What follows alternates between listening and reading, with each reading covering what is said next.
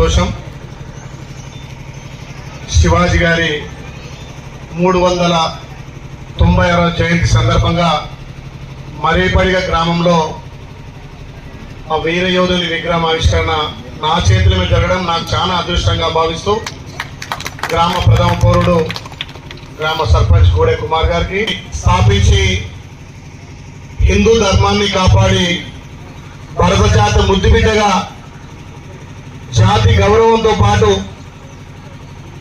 పరమస్తస్తులను కూడా గౌరవించి పరిపాలన సాగించినటువంటి వీర యోధుడు ఛత్రపతి శివాజీ.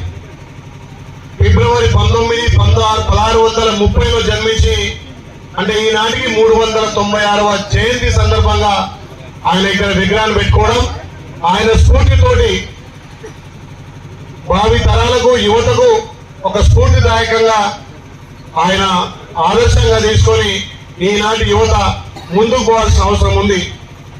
ముఖ్యంగా భారతదేశంలో మొఘలులను ఎదిరించి మరాఠా సామ్రాజ్యాన్ని స్థాపించి ఆయన పరిపాలన కూడా పరమదస్తులను కూడా గౌరవించి ఆయన సైన్యంలో అన్ని మతాలను కూడా కూడగట్టుకొని పరిపాలన సాగించినటువంటి మంచి పోరాట యోధుడు.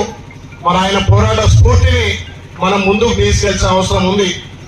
మరి ఆ రోజు పోరాటం చేసింటే ఈ రోజు మనం పోరాటం కాదు, ఆయన స్ఫూర్తిగా తీసుకొని ఇప్పుడే పెద్దలు చెప్పినట్టుగా నీ కులం నా కులం కాదు, అన్ని కులాలు ఒకటే, ఒక మంచి మనసుతోటి ఏ పని చేసినా అందరినీ కలుపుకొని చేయాలనేది ఒక సన్మార్గమైనటువంటి ఆలోచనతోటి ముందుకు పోవాల్సిన అవసరం ఉంది.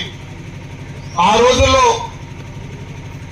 ప్రజల మీద మక్కువతోటి ప్రజలకు పన్నులు వేయద్దు, ప్రజలను ఆర్థికంగా ఇబ్బంది పెట్టద్దు, ప్రజలంతా కూడా ఒకటే, ఏ కులమైనా ఏ మతమైనా భరత జాతి ముద్దు బిడ్డలు అని చెప్పి పెద్ద ఎత్తున కుల మతాలకు అతీతంగా పరిపాలన చేసి భారతదేశానికి ఆదర్శంగా నిలిచినటువంటి ఆ శివాజీ గారి విగ్రహం పెట్టుకోవడం చాలా సంతోషం.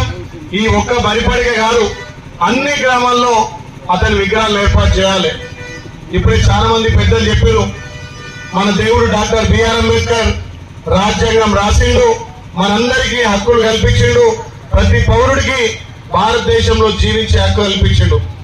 కానీ అలాంటి మహానుభావుడు డాక్టర్ బిఆర్ అంబేద్కర్ కూడా ఆనాటి శివాజీ గారి ఆదర్శంగా తీసుకొని రాజ్యాంగాన్ని రాసినట్టే 396 సంవత్సరాల కింద జన్మించినటువంటి శివాజీ గారికి ఏ రకంగా